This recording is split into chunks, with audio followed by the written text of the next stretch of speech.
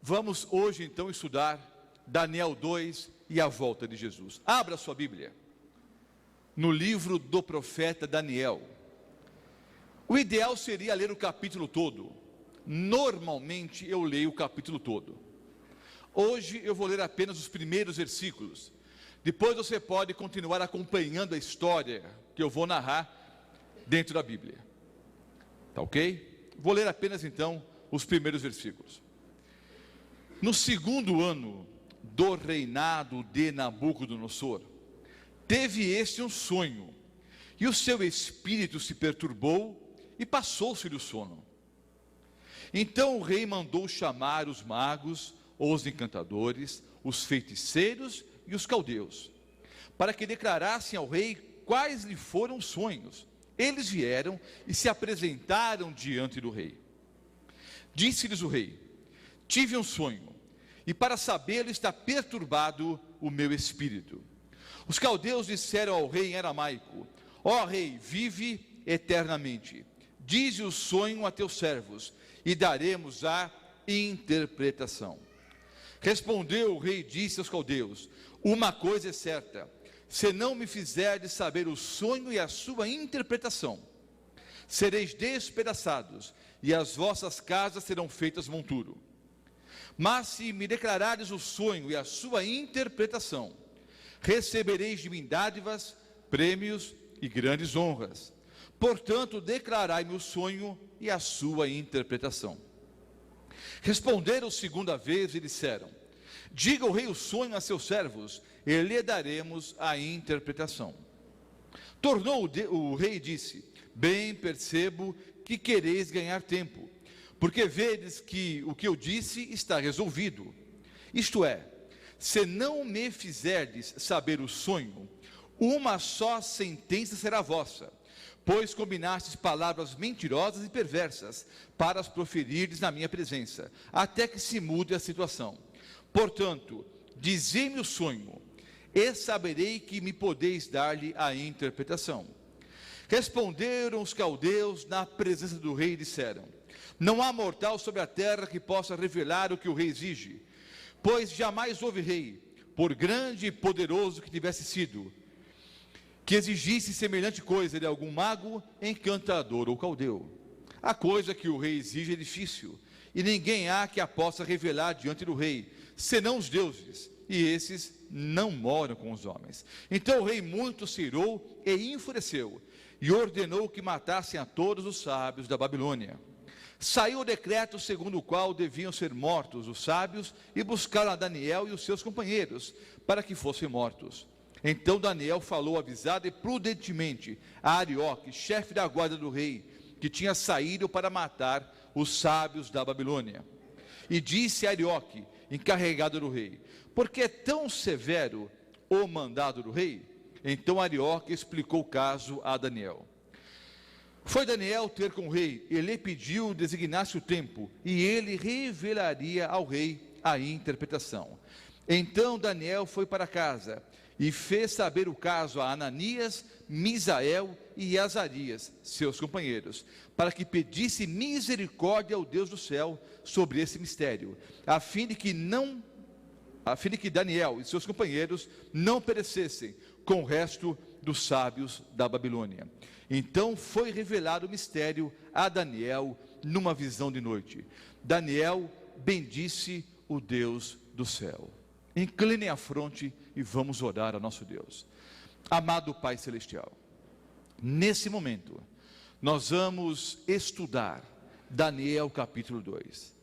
Que nós possamos ter sabedoria, discernimento, para que entendamos essa importante mensagem para os nossos dias. Que cada um de nós receba a unção dada pela pessoa do Espírito Santo, para que compreendamos essas verdades. Oramos em nome do Senhor Jesus. Amém, Senhor. Vejam,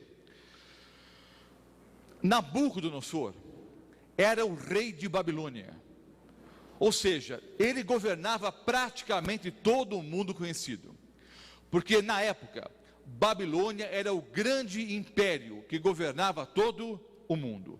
Era costume de Babilônia, quando eles invadiam um outro país, obviamente eles matavam, saqueavam, roubavam, mas eles tinham um costume. Eles pegavam as pessoas mais sábias dos reinos conquistados e levavam cativos para Babilônia.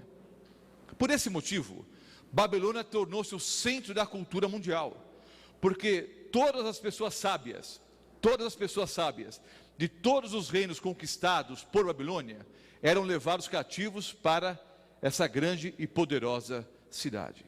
Então Babilônia tornou-se o centro do mundo, a capital do mundo.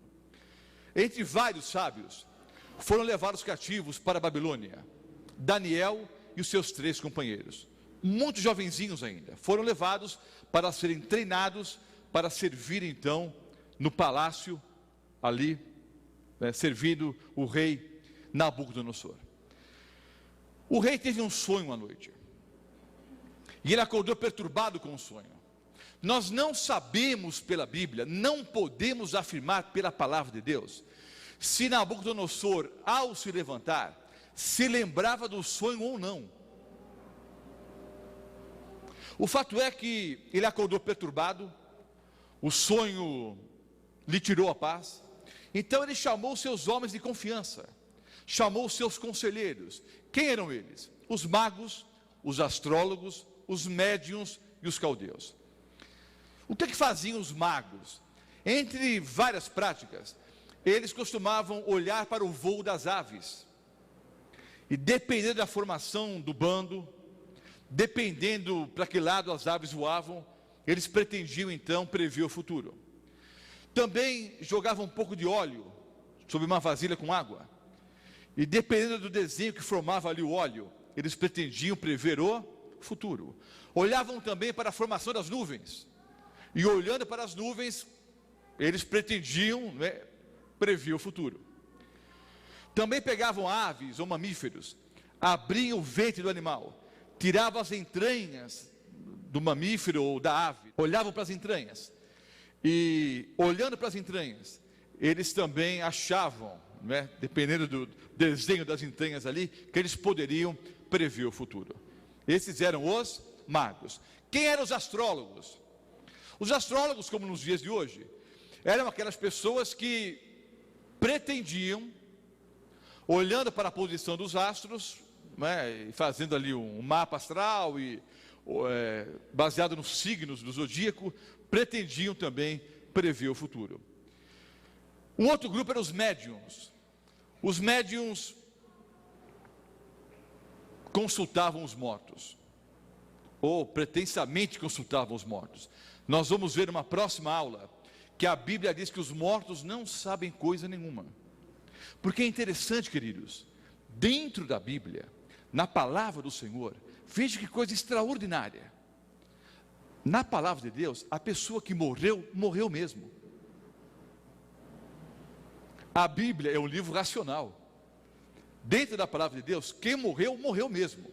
Mas nós vamos ter uma aula onde vamos explicar, dentro da palavra de Deus, nos mínimos detalhes, o que acontece com a pessoa quando ela morre. Então, obviamente, os médiuns falavam com os mortos coisa nenhuma, mas eles afirmavam que podiam consultar os mortos. E os caldeus formavam então a elite educada. Eram as pessoas cultas do reino, as pessoas cultas ali que serviam a Nabucodonosor. Então ele chamou os homens de confiança e disse: olha, eu tive um sonho essa noite. Insisto, não dá para saber pelo texto bíblico se ele se lembrava do sonho ou não. Talvez não lembrasse, ou talvez, ou por outro lado, talvez se lembrasse. Mas ele poderia ter pensado assim: bom, se eu contar qual foi o sonho, eles vão me dar qualquer tipo de interpretação. Então, se eles realmente podem prever o futuro, no mínimo, eles devem saber o que eu sonhei na última noite. Chamou então os homens de confiança e disse: olha, eu tive um sonho, estou perturbado por causa do sonho, e eu quero que vocês me digam qual foi o sonho e qual a sua interpretação. Então os homens disseram: ó rei, vive eternamente, diga-nos o sonho, diga-nos qual foi o sonho, e nós lhe daremos a interpretação. Nabucodonosor disse: olha, a questão é a seguinte: se vocês me contarem qual foi o sonho, e me derem a interpretação, eu vou cobrir vocês de bênçãos, de ouro, de prata, de glória. Mas se vocês não me disserem qual foi o sonho e não me derem a interpretação, eu vou mandar matar todos vocês, os seus familiares, e a casa de vocês vai virar monturo, que é um monte de pedras. E aqueles homens ficaram assustados, porque sabiam que a palavra do rei não seria mudada, o rei não voltaria atrás. Mas insistiram, mas Senhor, nunca houve rei, por mais poderoso que tivesse sido, que exigisse tal coisa de algum mago, encantador ou caldeu. O assunto que o Senhor exige de nós é muito difícil, e ninguém pode revelar, a não ser os deuses, e esses não vivem com os homens. Aqueles cometeram um erro. Na verdade não são os deuses, na verdade é o único Deus no universo, e esse único Deus é a única pessoa que pode prever o futuro. Mas vejam só a argumentação, só os deuses podem prever o futuro. Então eles caíram em si, não é? E acabaram confessando para o rei que não tinham poder nenhum, autoridade nenhuma, para prever o que aconteceria no futuro próximo. O rei ficou irado e mandou matar todo mundo. Antes de continuar a história, há uma lição importante aqui. Satanás, ele não conhece os nossos pensamentos. Obviamente, nos conhecendo como ele nos conhece, ele pode mais ou menos imaginar o que nós estamos pensando. Ele pode mais ou menos prever o que você e eu faremos amanhã. Mas ele não sabe o que eu estou pensando. Quando, por exemplo, eu oro a Deus em silêncio, no meu quarto, Satanás, ele não tem poder para ler a minha mente. E o texto prova isso. Se Satanás pudesse ler a mente das pessoas, teria lido a mente de Nabucodonosor, e saberia qual foi o sonho, e teria dito para os seus servos, não é? O demônio teria dito para os caldeus, para os astrólogos, para os médiuns, que na verdade serviam o demônio, teria dito a eles qual foi o sonho. Mas na verdade o demônio não tem acesso à nossa mente. Pastor, mas e o caso de pessoas possessas, de pessoas endemoniadas? Há duas hipóteses para a pessoa receber um espírito imundo. Primeiro, debilidade mental, física e espiritual. A pessoa tem que estar debilitada mentalmente, fisicamente e espiritualmente. Senão o demônio não tem como tomar posse da pessoa. E uma outra hipótese é a pessoa fazer um pacto com o demônio, entregar a alma para o demônio. De outra forma, queridos, o demônio não tem acesso à nossa mente. Como é que ele faz para contaminar a nossa mente? Ele usa os nossos sentidos. Então ele poluiu, não é, o mundo aí com muitas coisas para de alguma forma perturbar a nossa mente, através da visão, da audição, do olfato, do paladar, né, da audição, do tato. Então esses são os caminhos, não é, que levam à mente. O demônio não tem acesso direto à nossa mente, mas através de meios de comunicação, quem sabe de outdoors, de programas de televisão, de rádio, ele consegue então contaminar a nossa mente, colocando na sua mente, na minha mente, se nós permitirmos, é lógico, as suas ideias, a sua filosofia e as suas mentiras. Então nós precisamos deixar as vias de acesso à mente limpas. Nós temos que cuidar com aquilo que nós ouvimos, com aquilo que nós vemos, com aquilo que nós comemos, aquilo que nós tocamos. Precisamos cuidar com os nossos sentidos, para termos o que? A mente sã, para termos um contato maior com o nosso Deus. Então, o rei ficou irado, mandou que matassem todos os sábios. Então Arioque, o chefe da guarda do rei, foi buscar todos os sábios, e buscou também a Daniel e aos seus companheiros. Então Daniel disse: olha, mas por que é tão severo o mandado do rei? O que está acontecendo? Então Arioque explicou o caso para Daniel. Então Daniel, avisado e prudentemente, com muito tato, pediu que fosse introduzida à presença do rei Nabucodonosor. E pediu que o rei designasse um tempo. E ele então diria qual foi o sonho e qual a sua interpretação. Voltou para o convívio dos seus amigos e disse: olha, nós temos um assunto muito sério a tratar.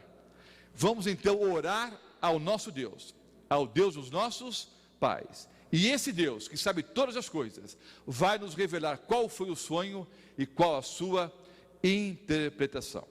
Daniel 2, no versículo 19. Então foi revelado o mistério a Daniel, numa visão de noite. Daniel bendisse o Deus do céu. Falou Daniel e disse: seja bendito o nome de Deus para todo sempre, porque dele é a sabedoria e a força. Ele muda os tempos e as horas, ele remove os reis e estabelece os reis. Ele dá sabedoria aos sábios e ciência aos entendidos. Ele revela o profundo e o escondido. Conhece o que está em trevas e com ele mora a luz. Ó Deus de meus pais, eu te louvo e celebro, porque me deste sabedoria e força, e agora me fizeste saber o que te pedimos. Daniel 2, os versículos 20 a 23. Daniel e os seus companheiros oraram ao Deus verdadeiro. E o Deus verdadeiro, o mesmo que tinha dado o sonho para Nabucodonosor, deu agora uma visão para Daniel. Mostrou qual foi o sonho e mostrou também a interpretação. Queridos, o que é que fez a diferença aqui? A oração. A oração fez a diferença e a oração faz a diferença hoje. Daniel e os seus companheiros oraram ao Deus verdadeiro, pedindo discernimento, sabedoria, inteligência, pediram que Deus revelasse qual era aquele mistério. E Deus ouviu e atendeu a oração.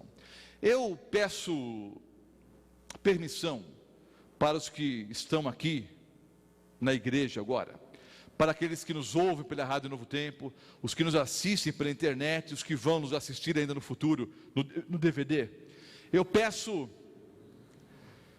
permissão para abrir um parênteses, uma janela no sermão. Eu paro a história, vou abrir uma janelinha e daqui a pouco retorno para a história. Eu quero falar alguns minutinhos sobre oração. A oração faz a diferença. Vejam bem, há alguns princípios fundamentais em relação à oração. Talvez vocês conheçam a maioria deles. Vamos recapitulá-los. Para alguns talvez seja novidade o que eu vou dizer agora, mas prestem bem atenção. Primeiro ponto fundamental em relação à oração: toda pessoa normal ora. Vou repetir: toda pessoa normal ora. Se amanhã ou depois você for a um restaurante e antes de saborear o prato você inclinar a fronte e fizer uma oração agradecendo a Deus por aquele alimento, ao abrir os olhos você provavelmente perceberá as pessoas ao redor olhando para você e provavelmente pensando assim: olha, ali está alguém diferente, ali está alguém que ora, ali está um crente, ali está um cristão. Mas queridos, diferentes são eles que não oram. Toda pessoa normal ora. Vejam, nós fomos criados por Deus com o desejo de conversar com Ele diariamente. E era alto privilégio, já estudamos o assunto aqui, era alto privilégio de Adão e Eva conversarem com o Senhor Jesus face a face no Jardim do Éden. O homem foi criado para falar com Deus diariamente. Só que o pecado faz separação entre Deus e o homem. Hoje não podemos conversar com Deus face a face, mas temos o altíssimo privilégio de conversarmos com Deus através da oração. E vejam, além de provar isso pela Bíblia, vamos pensar um pouquinho na própria história da humanidade. Os arqueólogos já provaram que as construções mais antigas não são casas, não são hospitais, não são bibliotecas. As construções mais antigas são templos e altares. O que prova isso? Que o homem sempre teve o desejo de buscar um ser superior. Outro ponto importante: porque qualquer tribo lá na floresta amazônica, ou lá no coração da África, ou qualquer tribo na Ásia.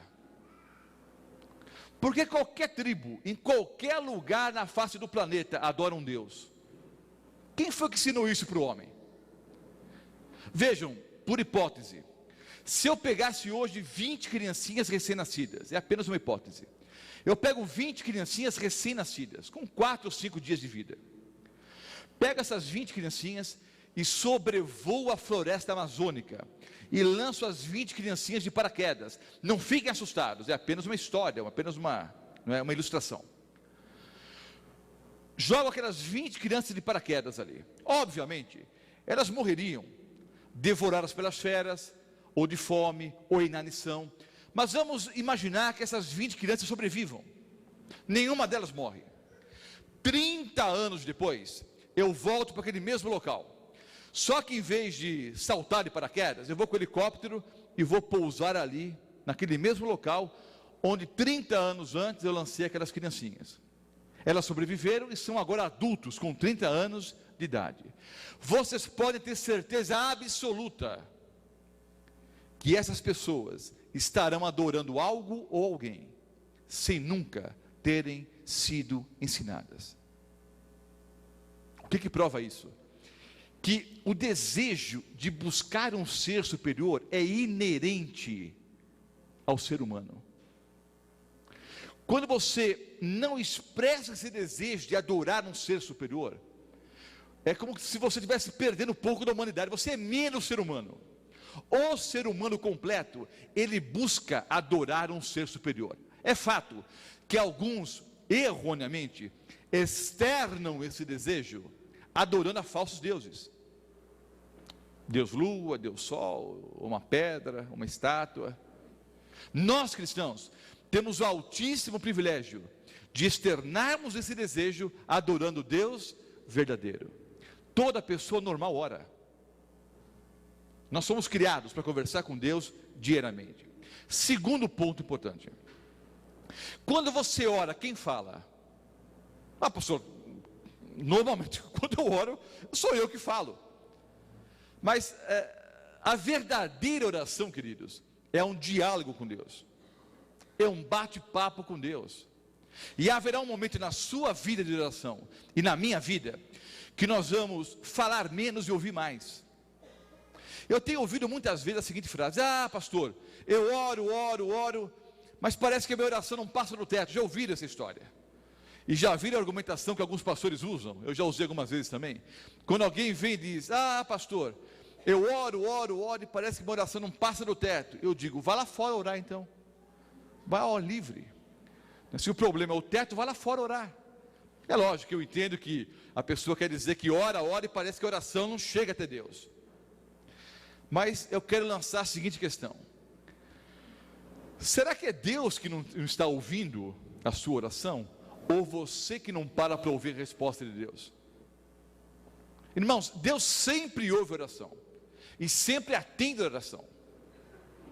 Talvez não como você queira, mas Ele sempre ouve e sempre o quê? Responde à oração. Adiantaria eu chegar aqui essa noite dizendo: como é que você está? Tudo bem? Como é que está a família, os amigos, os irmãos? Lanço várias perguntas, faço várias perguntas, viro as costas e vou embora. Adianta eu perguntar um monte de coisas e não dá tempo para você responder? Mas muitos são assim na oração. Falam, pedem coisa a Deus, mas não param para ouvir a resposta. Então a verdadeira oração é um diálogo com Deus. E haverá um momento na sua vida e na minha vida que nós vamos falar menos e ouvir mais. Vou dar uma dica para você. Hoje à noite, ao chegar em casa, ore 1 minuto, 2, 3, 10, 15, não sei, depende dos seus problemas, pecados e cansaço. Mas se você precisa de uma resposta de Deus, vou dar uma dica, e essa dica é 100% fiel. Essa não falha, é 100% garantida. Se você orar, deitar um pouquinho e parar para ouvir a resposta, Deus vai falar com você. Mas o que acontece, queridos? Nós muitas vezes chegamos em casa, e ao entrarmos em casa, obviamente depois de abrir a porta, o que nós fazemos? Nós vamos direto ligar a televisão ou a aparelhagem de som. Nós não suportamos o silêncio, nós não aguentamos ficar em silêncio. Entre outros motivos, porque em silêncio nós podemos ouvir a voz de Deus, e nós muitas vezes não queremos ouvir a voz de Deus. Agora faça um teste, ore a Deus e pare para ouvir a resposta.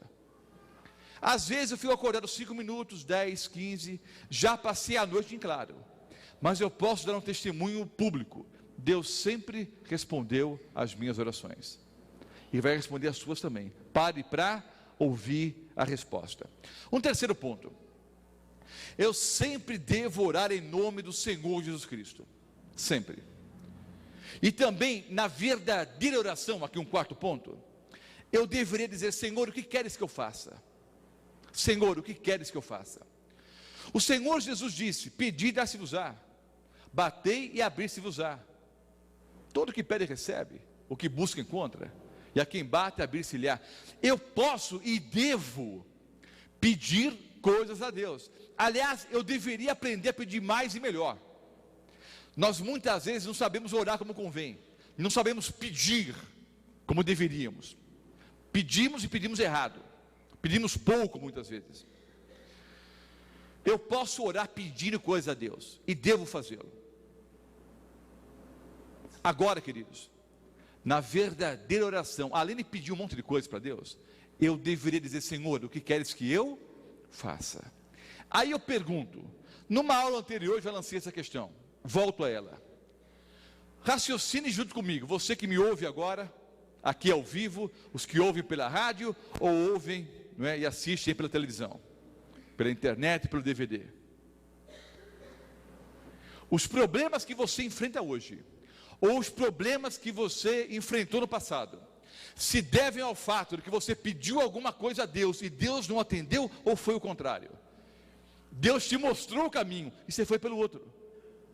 Deus disse: vá por esse caminho, mas você foi teimoso, foi pelo outro caminho, e hoje sofre as consequências. Deus não mostrou para você que esse casamento não ia dar certo? Deus não mostrou que aquele negócio era um mau negócio? Deus não mostrou que aquele amigo era mau amigo? Deus não mostrou que aquele namorado não era um bom namorado? Deus não mostrou que aquele vício ia te levar para a ruína? Deus não te mostrou que a forma imprudente como você dirigia iria cedo ou tarde causar um acidente?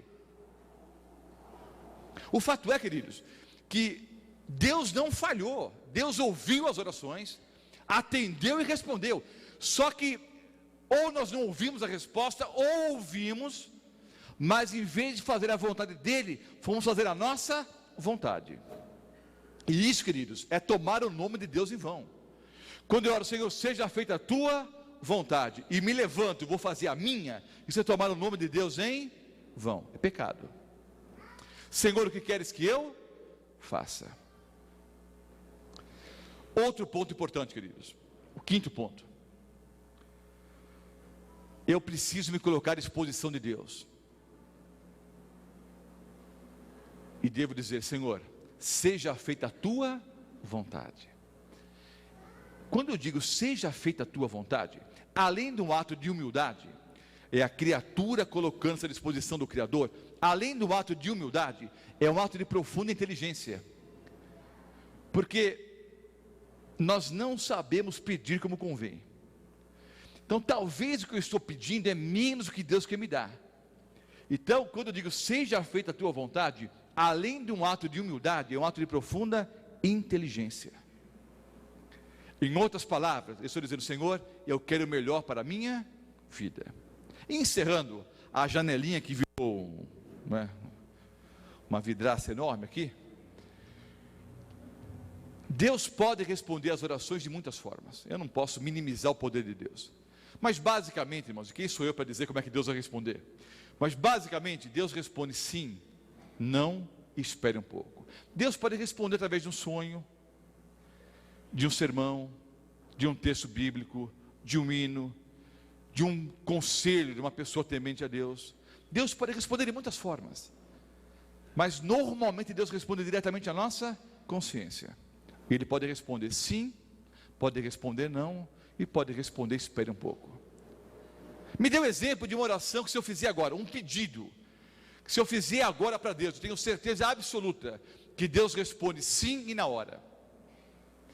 Se eu disser, Senhor, perdoa os meus pecados, e se eu estou sendo sincero nesse pedido, eu estou realmente arrependido, Deus diz não, desespere um pouco. Não, ele responde sim na hora. Qualquer pedido de caráter espiritual, Deus responde sim e na hora. Agora, alguns pedidos, Deus pode responder não. Por quê, pastor? Vejam só, queridos, nós que somos pais, muitas vezes, não precisamos dizer não para os filhos. Não dizemos não para os filhos. Sim ou não? Quantas vezes eu sou obrigado a dizer não para o meu filho? Agora, quando dizemos não, não é com o objetivo, não é com o intuito de fazer o melhor para ele. Só que nós somos falhos e pecadores. É possível que em algumas ocasiões, quando eu disse não para os meus filhos, mesmo procurando fazer o melhor, talvez eu tenha errado, mas Deus não erra, e Deus ama cada um de nós. Quando Deus diz não, é porque Ele sabe o que é melhor para cada um de nós. Mas pastor, o meu esposo precisa desesperadamente de um emprego, estava quase tudo certo, na hora de fechar ali o contrato, de repente as coisas viraram. Por que Deus disse não? Eu não sei, queridos, eu só sei que Ele quer o melhor para nós. Mas pastor, como é que pode ser melhor o meu esposo continuar desempregado? Eu não sei, mas Deus sabe o futuro. E se nesse emprego ele ia sofrer um acidente e morrer no dia seguinte? E se nesse emprego ia aparecer uma outra mulher na vida dele? Ou um patrão que ia acabar com a vida dele e com a sua? Eu não sei, estou apenas imaginando. Mas uma coisa eu sei, Deus quer o melhor para cada um de nós. Ele disse, se vocês que são tão maus, sabem dar coisas boas para os filhos, imagine o que Deus quer dar para cada um de vocês. Então entendam que o não de Deus é o melhor. E às vezes, Deus responde o que? Espere um pouco, espere um pouco.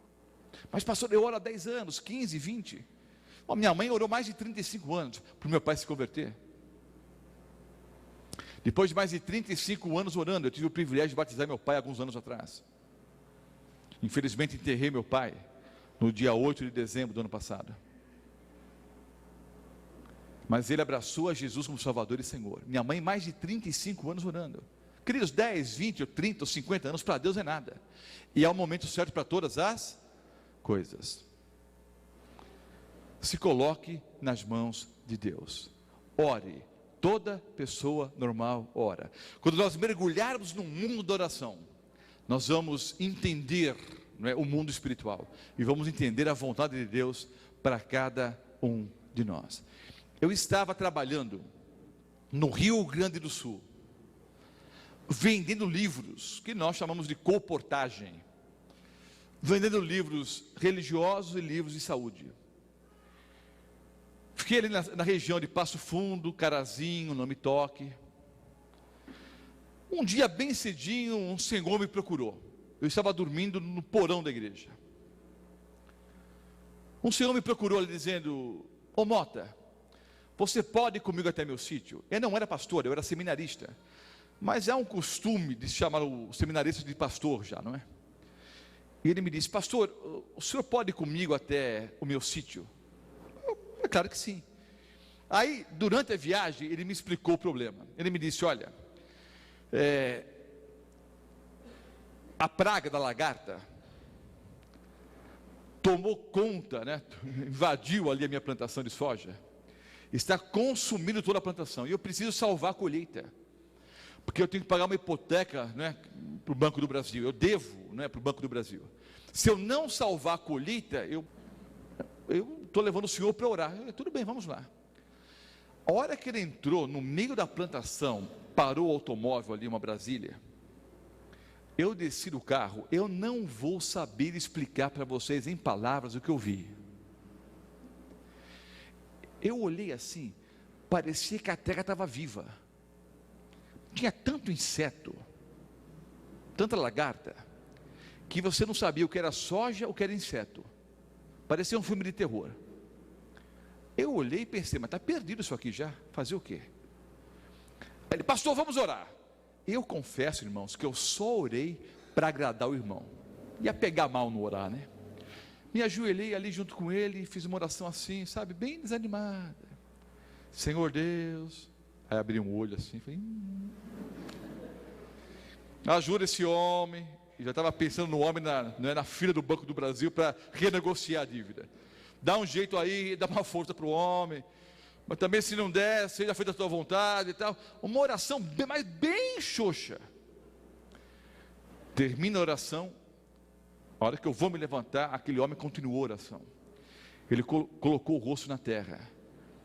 Disse, Senhor Deus, eu tenho sido fiel ao Senhor. Eu sou fiel à minha esposa. Eu tenho procurado ser um bom pai. Eu sou um fiel dizimista. Eu sou um fiel ofertante. Eu procuro guardar os mandamentos. Eu sou pecador, Senhor, mas eu procuro fazer a tua vontade. Tu sabes, Senhor, que embora pecador, eu tenho procurado ser fiel ao Senhor. Tu sabes que eu preciso salvar essa colheita. Eu me entrego nas tuas mãos a minha vida e esse problema. Ele literalmente molhou a terra com as suas lágrimas. Fiquei emocionado. Ele me colocou no automóvel, me levou de volta para a igreja. Eu perdi algum tempo nesse ida e volta, né? Nesse vai e vem. Bom, agora eu vou esperar o almoço, depois eu saio à tarde para trabalhar então. Fiquei ali, né? Almocei. Um pouquinho depois o homem volta. Pastor, ele disse, meu irmão, pois não. Olha, eu quero que o senhor vá comigo de novo. Não, vamos fazer o seguinte, eu oro daqui mesmo. Pode ir que eu fico aqui orando. Não, eu quero que o senhor venha comigo. Não disse nada. Insistiu para que eu entrasse no carro. Me levou no mesmo lugar, parou o automóvel exatamente no mesmo local. Se eu não tivesse visto a marca dos pneus, eu não acreditaria que era o mesmo lugar. Parou o automóvel, eu desci do carro. Todas as lagartas estavam mortas, mais do que mortas. Eu vi os insetos verdinhos, estavam todos cinza e ocos por dentro. Você apertava, eles desmanchavam. Você soprava, eles desmanchavam. O homem me abraçou, disse, pastor, muito obrigado pela sua oração. Eu disse, meu irmão, fosse pela minha oração, você estaria na porta do Banco do Brasil agora, renegociando a dívida. Não foi a minha oração, foi a sua oração, foi a sua fé. Deus pode operar milagres. Um dia Deus disse, haja luz e houve luz. Um dia Deus formou um boneco de barro ali e soprou nas narinas daquele boneco, o fôlego de vida. E o homem passou a ser alma vivente. Esse mesmo Deus está vivo hoje. Ele pode, se preciso for, abrir o mar vermelho para você atravessar em terra seca. E se não abrir o mar, Ele faz você andar por cima das águas. Tenha certeza disso. Mergulhe no mundo da oração. Oração não é ficar repetindo as mesmas palavras sempre. Abra o coração, bata um papo com Deus, com respeito, é lógico, mas converse, como você conversa com um amigo. Nada de frases feitas. Abra o coração, repita, ou diga o que você está sentindo. Senhor Deus, obrigado por esse dia maravilhoso. Foi nada maravilhoso, você brigou com o patrão, está cheio de problema. Senhor, o dia foi uma porcaria. Abra o coração. Estou cheio de problemas, dificuldades. Pastor, e quando eu não tenho vontade de orar? Você diz, Senhor Deus, eu não estou afim de orar. Aí você já orou. Senhor Deus, eu não estou afim de orar. Já orou, já conversou com Ele.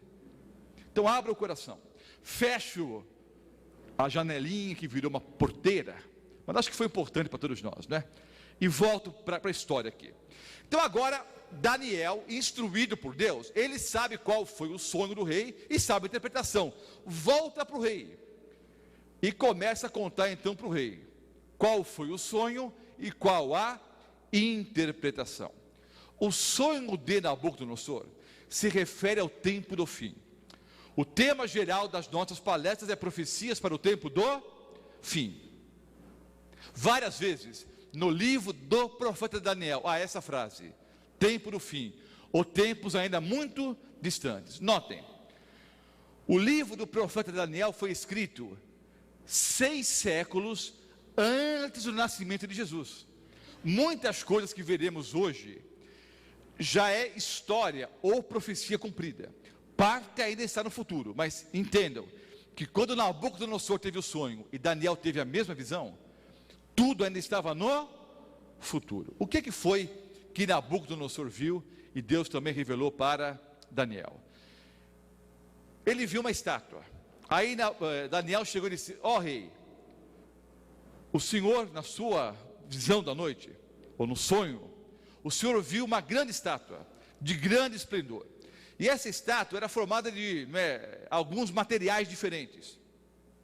E Daniel começou então a explicar qual foi o sonho e qual a interpretação do sonho. Diz que a cabeça da estátua era de ouro puro, o peito e os braços de prata, o ventre de bronze, as pernas da estátua eram de ferro, os pés da estátua em parte ferro e em parte barro.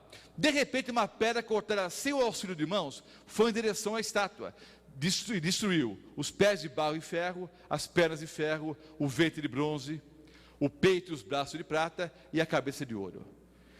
Todos esses metais foram destruídos, viraram pó, mas essa pedra tornou-se uma grande montanha, em um reino que jamais terá fim. Estou narrando a profecia bíblica, depois leia todo o capítulo de Daniel 2 com calma na sua casa. Então agora Daniel mostrou para o rei qual foi o sonho, e Daniel pensou, né, e Nabucodonosor pensou, não, mas foi isso mesmo que eu sonhei. Aí Daniel disse: olha, eu não sou mais inteligente do que os outros, não. O mistério me foi revelado, não porque eu sou mais importante, mais inteligente, mais culto, mas há um Deus no céu que conhece o futuro. Há um Deus no céu que revela os mistérios, e revelou ao rei o que há de ser depois dessas coisas, ou seja, o que é que vai acontecer no futuro. E aí então relatou o sonho e disse: olha, fiel ao sonho, e agora eu vou dar a interpretação. Começou a explicar, dizendo: ó rei, tu és a cabeça de ouro, tu és rei dos reis, e o Deus do céu entregou nas suas mãos todos os reinos e animais que existem na face da terra. O Senhor é a cabeça de ouro, só que depois do teu reino virá outro. Vejam, queridos, quando Daniel começou a dizer para o rei que ele era a cabeça de ouro, ele ficou feliz. Ficou o quê? Cheio de orgulho. Só que Daniel disse: depois do teu reino virá outro. Isso quer dizer o quê? Que o reino dele iria acabar. O rei poderia ter ficado furioso, irado, poderia ter achado que isso era uma altíssima traição. Por que não pensou assim? Porque quando Daniel disse exatamente o que ele havia sonhado, ele entendeu que estava diante de um servo de Deus, e parou para ouvir toda a interpretação. Então Daniel disse: virá um outro reino, inferior ao teu, e depois então um terceiro reino, e depois um quarto reino, que será forte como o ferro, e depois então esse reino, representado na estátua pelas duas pernas de ferro, esse reino será também o que? Destruído, será dividido. Mas nos dias desses reis, o Deus do céu suscitará um reino que jamais terá fim. Esse é o sonho e essa a interpretação. Vamos entender como é que essa profecia em grande parte já se cumpriu ao longo da história, e vamos ver o que falta a se cumprir. A cabeça da estátua era de ouro, simbolizando Babilônia. Todos aqueles que já estudaram história, aí no ensino médio ou na faculdade, ou que tem o costume de ler, sabem que o que eu vou dizer agora, qualquer livro de história comprova. Não se esqueça que por ocasião da visão, Daniel e Nabucodonosor estavam 6 séculos antes de Cristo, no ano 600 antes de Cristo. Tudo ainda estava no futuro. Então a cabeça de ouro simbolizava a Babilônia. O império de Babilônia passou, foi destruído pelos medos e persas, simbolizados na estátua pelo peito e braços de prata. O ventre de bronze, algumas traduções dizem cintura de cobre, mas o ventre de bronze ou de cobre, a maioria das traduções diz bronze. Então o ventre de bronze simbolizava a Macedônia, Nós comumente falamos Grécia, mas o ideal é dizer Macedônia, ou Império Grego-Macedônico. Alexandre o Grande, rapidamente, em 3 anos e pouco, conquistou todo o mundo conhecido. O Império da Macedônia, o Império Grego-Macedônico, que sob a liderança de Alexandre o Grande, dominou todo o mundo. Depois do Império Grego, surgiu o Império Romano, simbolizado na estátua pelas 2 pernas de ferro. Só que o Império Romano, ele foi destruído. Tribos bárbaras que vieram do norte da Europa, destruíram o Império Romano, fragmentando o Império Romano, e fazendo, do Império Romano, várias tribos, várias divisões. Dessa divisão, surgiram depois os países da Europa, como nós temos hoje. Então, os pés de ferro e de barro, a Europa dividida. Quando eu fazia essa mesma palestra, alguns anos atrás, eu explicava as batalhas, que ano foi cada batalha, como foi que eles venceram, e dava vários dados históricos, várias datas, vários detalhes que eu achava importantes, e são importantes. Só que eu descobri o seguinte: você terminou a palestra, quem é que vai guardar tudo isso? Então nós só temos um objetivo, queridos, nessa noite. Não é ensinar história. Se você quiser estudar um pouquinho mais a respeito desse assunto, há muito material produzido pela Igreja Adventista do Sétimo Dia. Mas no site www.profeciasparotempodofim.com.br, além das palestras do pastor Roberto Mota, Profecias para o Tempo do Fim, há uma série chamada Foco na Profecia, que nós mandamos traduzir do inglês, Focus in Prophecy. São 20 estudos que explicam Daniel e Apocalipse quase que versículo por versículo, capítulo por capítulo, e quase versículo por versículo. Quer se aprofundar um pouco mais nas questões históricas, você poderá acessar então na internet. Mas o nosso objetivo nessa noite é mostrar que a profecia se cumpriu nos mínimos detalhes. Vamos ver agora a duração de cada império. Pastor, preciso decorar essas datas para ir para o céu? Não. Só estou mostrando para que vocês entendam como a profecia se cumpriu. O Império de Babilônia reinou do ano 605 a.C. até o ano 539 a.C. Os medo-persas tomaram conta do cenário mundial do ano 539 a.C. até o ano 331 a.C.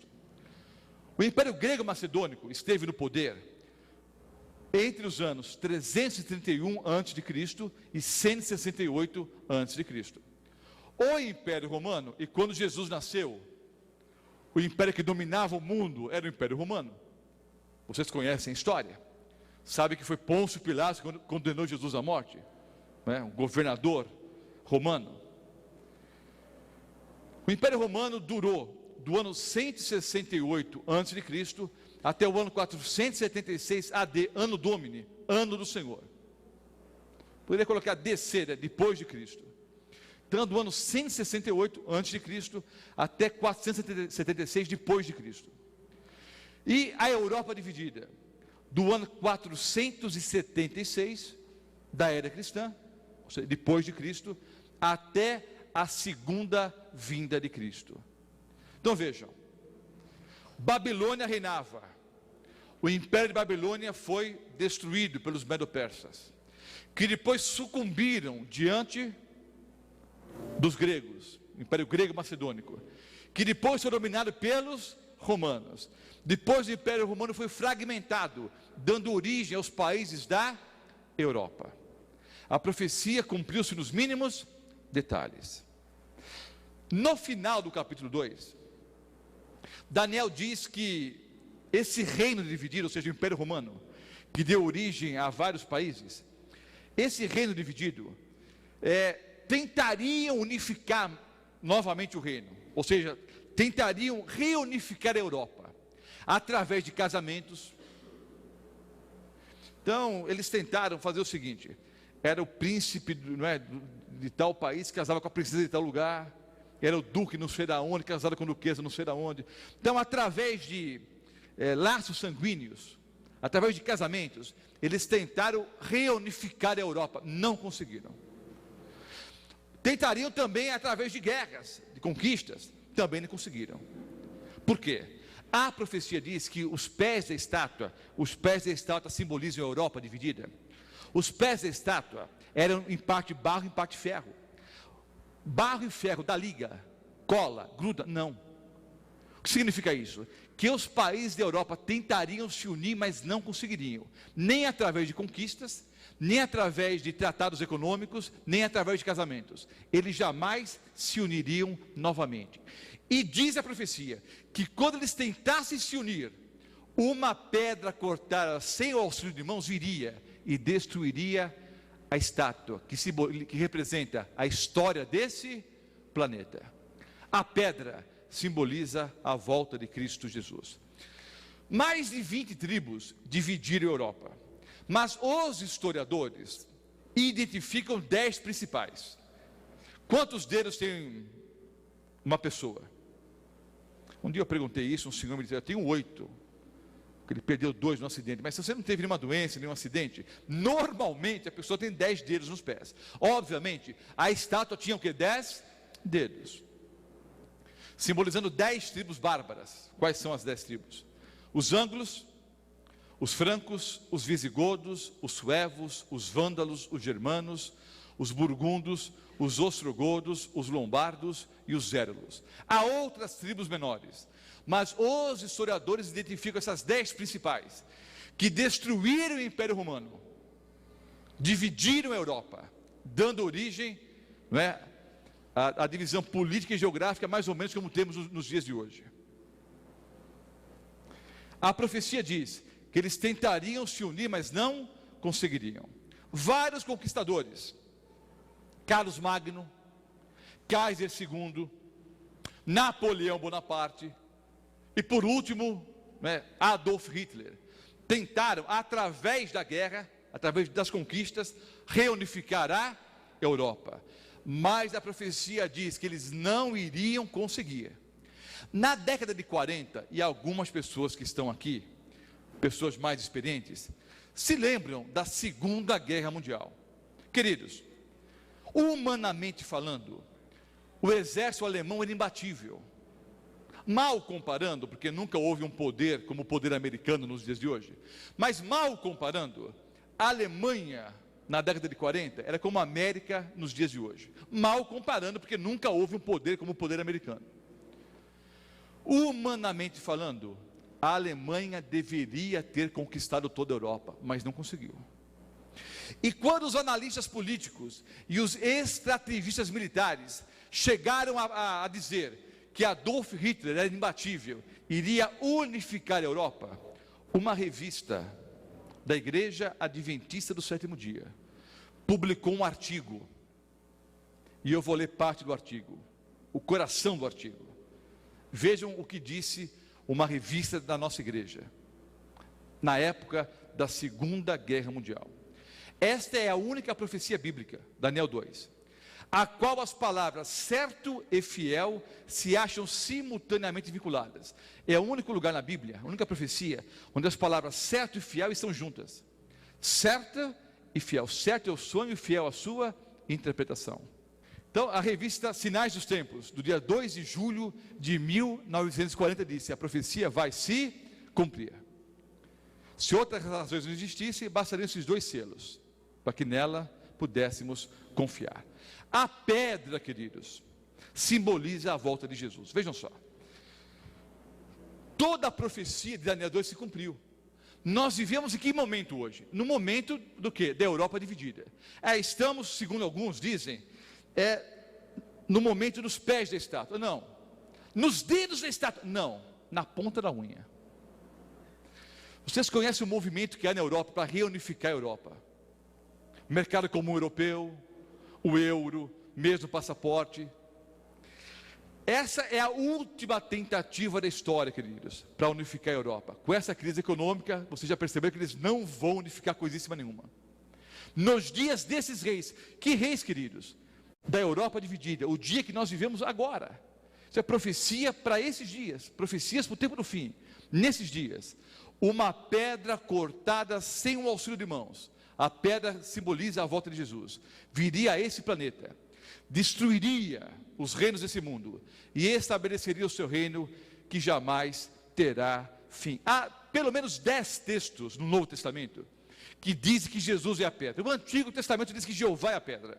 Há pelo menos 10 versículos bíblicos no Novo Testamento que explicitamente dizem que Jesus é a pedra. Vou ler apenas 2. Efésios 2:20. Edificados sobre o fundamento dos apóstolos e profetas, sendo Ele mesmo, Jesus Cristo, a pedra angular. 1 Pedro 2, versículo 4. Há pessoas que afirmam que Pedro era pedra. Na verdade, Pedro era uma pedrinha que poderia ser chutada de um lado para o outro. Jesus é a pedra. Jesus é o fundamento da igreja. 1 Pedro 2, versículo 4. Veja o que o apóstolo Pedro fala a respeito da pedra. Chegando-nos para ele, Jesus Cristo, a pedra que vive, rejeitada assim pelos homens, mas para com Deus eleita e preciosa. Eu disse numa aula que o melhor intérprete da Bíblia é a própria Bíblia. Então, não é chutômetro, a pedra é Jesus, não. A Bíblia explicitamente diz que a pedra é Cristo. Então, a pedra simboliza a volta de Jesus a esse planeta. Cristo voltará a esse planeta. A rocha simboliza a segunda vinda de Cristo. Queridos, esse planeta não vai acabar com a hecatombe nuclear. Esse planeta não vai acabar com o fim, não é, das calotas polares aí, derretimento das calotas polares por causa do fim da camada de ozônio. Então alguns acham que a camada de ozônio vai ser destruída, a temperatura da Terra vai aumentar muito, as calotas polares vão derreter, as geleiras vão derreter, e aí virá uma grande inundação. O mundo não vai acabar assim. Não vai acabar com fome, com guerra, com hecatombe nuclear, com praga. Haverá pragas, doenças, guerras, mas nada disso é o fim, são sinais do tempo do fim. O que coloca um ponto final na história é a vinda do nosso Senhor e Salvador Jesus Cristo. História dos reinos desse mundo. E Cristo vem e estabelece o seu reino que jamais terá fim. Há uma outra explicação paralela à explicação histórica. Notem bem, queridos. Foram os babilônicos que sistematizaram a doutrina da imortalidade da alma. Essa doutrina, que a alma é imortal, já começou no Jardim do Éden, quando Satanás disse para a mulher: certamente não morrerás. A ideia já existia antes, mas foram os babilônicos que sistematizaram, que colocaram no papel a doutrina. Quando os medo-persas invadiram Babilônia, eles militarmente dominaram a Babilônia, mas sucumbiram diante da filosofia, da cultura e da religião de Babilônia. Então, os medo-persas pegaram a religião de Babilônia e espalharam para o resto do mundo. Os gregos adoravam o deus Hélios, o deus Sol, no primeiro dia da semana, que hoje chamamos de domingo. O Colosso de Rhodes era uma estátua construída em homenagem ao deus Hélios, o deus Sol. Os gregos instituíram a guarda do primeiro dia da semana em adoração ao deus Sol. Eles sistematizaram a doutrina. Quando os romanos invadiram a Grécia, eles militarmente dominaram, o Império Grego Macedônico, mas sucumbiram ante a filosofia e religião grega, que era muito mais rica que a filosofia e religião romana. Então, os romanos, primeiro através de Roma pagã, e depois através da Roma espiritual, da Roma religiosa, espalharam a doutrina da guarda do domingo para o restante do mundo. Então, esses reinos também simbolizam, além dos reinos políticos, e essa aplicação primária, também simboliza, queridos, as heresias pregadas pelo mundo afora. E Cristo vem para colocar um ponto final a essas heresias. Daqui a algumas aulas, nós vamos falar sobre os 10 mandamentos e a lei de Deus. E o sábado, o 4º mandamento. Mas eu só falarei isso a semana que vem. Mas como nós estamos num feriado prolongado, o programa está sendo gravado, hoje é véspera de feriado prolongado. E como há muita festa religiosa nas igrejas, Eu só faria isso no futuro, mas eu vou fazer hoje.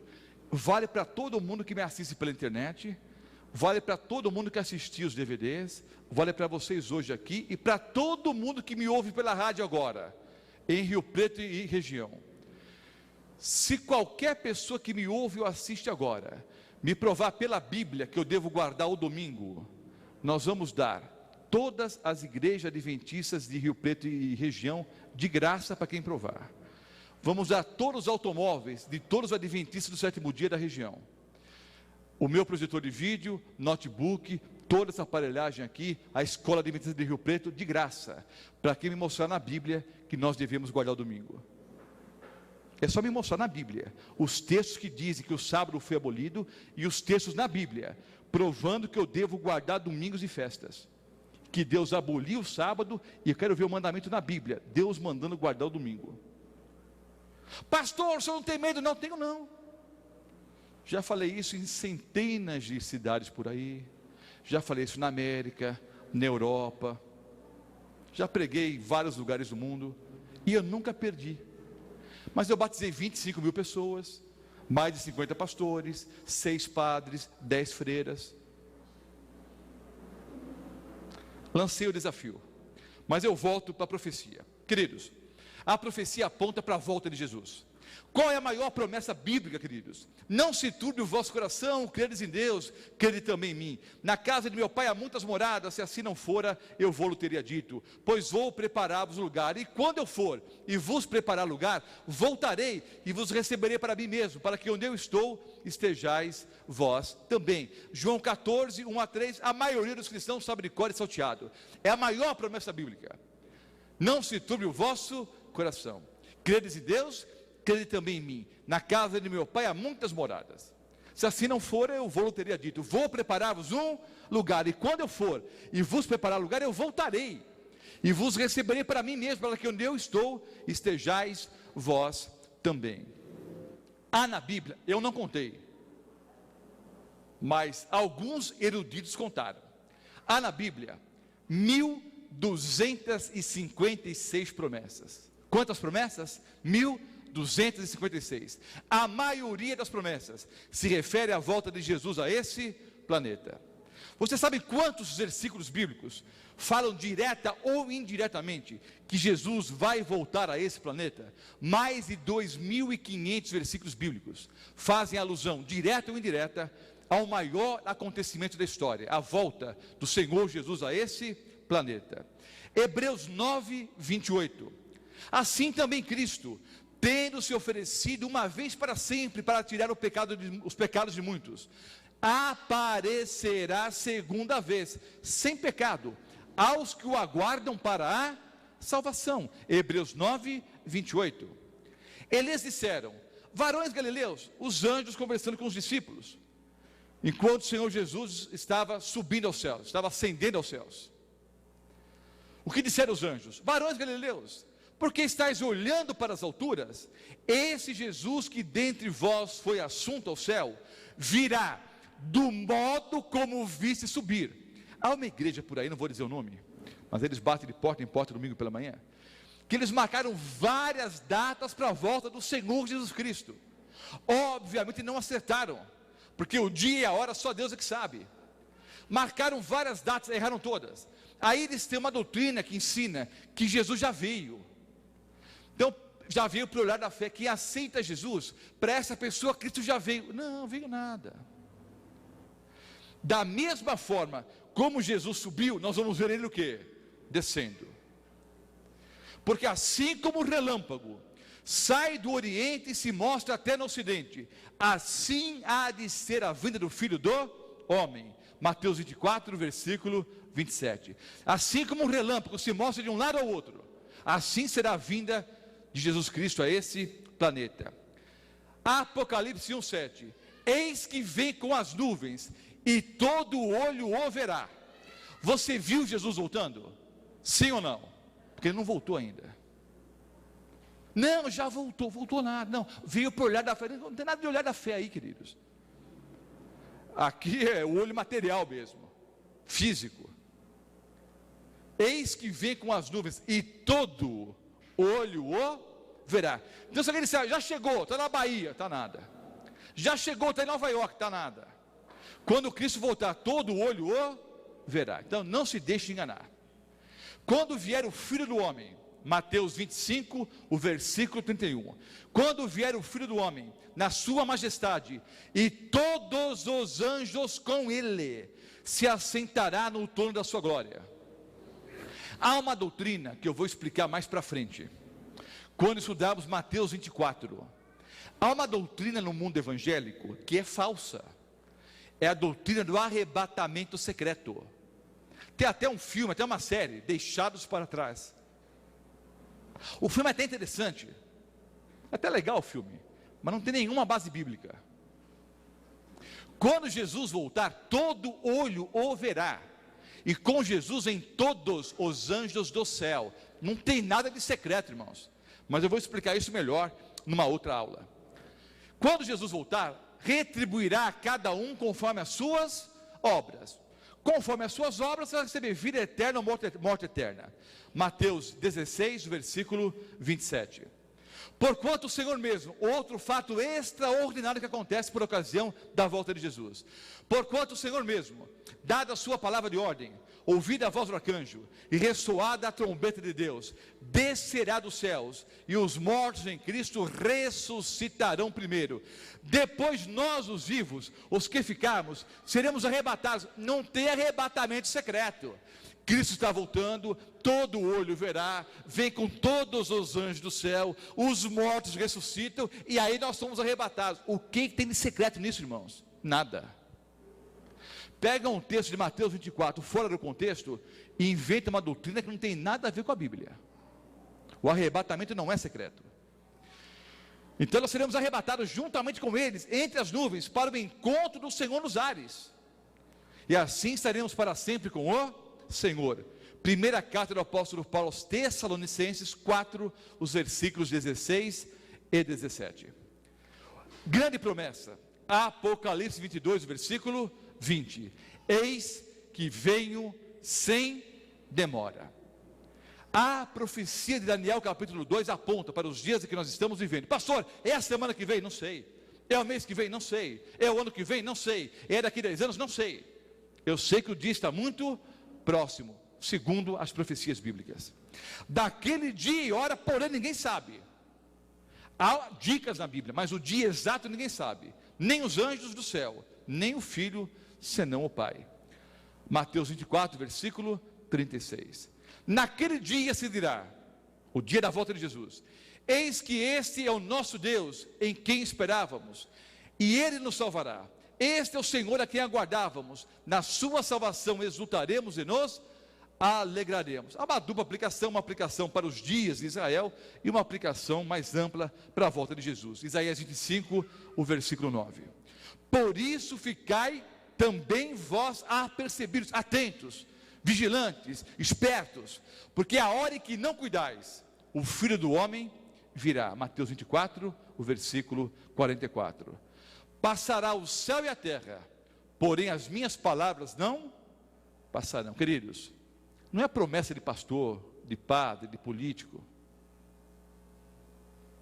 O Senhor Jesus está dizendo que vai voltar a esse planeta, e diz: passará o céu e a terra, porém as minhas palavras não passarão.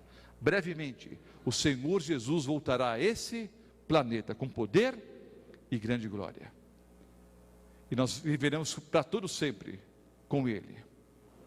É só aceitarmos a Jesus como Salvador e Senhor. Ele perdoa os nossos pecados. E nós vamos ter o direito de entrarmos na Nova Jerusalém pelas portas. Uma cidade que Ele preparou para cada um de nós. Na casa de meu Pai há muitas moradas. Preparou um lugar para você e para mim, para vivermos com Ele para todo sempre. Perguntou: ficou claro na palestra de hoje que o Senhor Deus dirige a história do planeta? Ficou claro ou não? Ficou claro que Deus conhece todo o futuro? E ficou claro que o final da história do planeta não é uma guerra, não é uma hecatombe nuclear, Não vai ser uma inundação, não vai ser uma peste. O fim se dá por ocasião da volta do Senhor Jesus Cristo, que destrói todos os reinos desse mundo, estabelece o seu reino, que jamais terá fim. Pergunto: você crê em Deus? Você crê na Bíblia? Quantos creem na palavra de Deus? Que a Bíblia é a palavra do Senhor. Se 2.500 versículos bíblicos ou mais dizem que Jesus voltará a esse planeta, eu pergunto, para você que me ouve agora pela Novo Tempo, você que nos assiste pela internet, você que assiste no DVD agora, você que nos assiste agora ao vivo, eu pergunto: quantos que estão presentes aqui creem que Cristo vai voltar? Levante a mão. Todos os que levantaram as mãos agora, todos que me ouvem pela Novo Tempo, que creem na volta de Jesus, todos os que assistem pela internet ou pelo DVD, que creem na volta de Jesus, todos somos adventistas. Não, pastor, eu sou católico. Não, eu sou evangélico de uma outra denominação. Não. Todo crente que pela fé crê na volta do nosso Senhor e Salvador Jesus Cristo é um adventista. Porque adventista é o que aguarda a volta de Jesus, o que crê na volta de Cristo.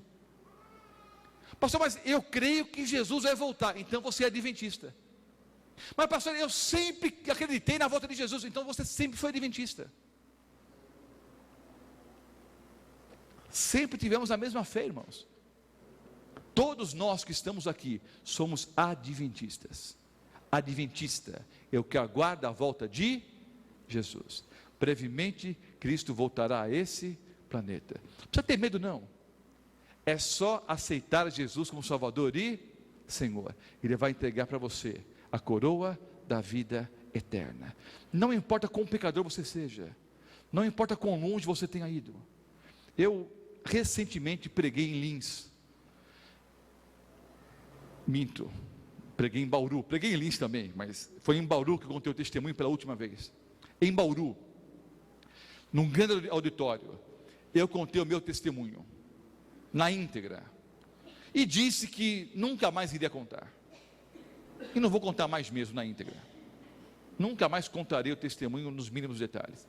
Quero deixar as coisas que ficaram para trás, mas eu quero que você entenda uma coisa, você que me assiste agora, você que me ouve pela Novo Tempo, eu estive no fundo do poço do pecado, eu fui líder de torcida de futebol. Eu durante 5 anos e meio, não perdi um jogo do Corinthians. Onde o Corinthians jogou, eu fui. Eu fui o alemão da torcida uniformizada Gaviões da Fiel. Todo mundo tinha medo de mim, em qualquer campo de futebol, no Brasil afora. Fui usuário de drogas, alcoólatra, fiquei 5 dias e 5 noites em coma por overdose em álcool. E hoje eu sou um pregador da palavra. Porque o Senhor Jesus desceu no fundo do poço onde eu estava e me resgatou da morte para a vida, perdoou os meus pecados. E eu tenho certeza absoluta que brevemente Ele virá me buscar, para eu viver com Ele para todo sempre nas mansões celestiais. Não importa quão pecador você seja, não importa quão longe você tenha ido, o sangue de Cristo é poderoso para te perdoar, para te transformar, para te salvar. Abrace a Jesus como Salvador e Senhor. Você vai ter uma vida melhor hoje, mas muito mais do que isso, a vida eterna. Quando Ele voltar, vai entregar para você a coroa da vida. Quantos querem receber das mãos de Jesus a coroa da vida eterna? Coloquem-se em pé e nós vamos orar. Amado Pai Celestial, nessa noite estudamos Daniel capítulo 2.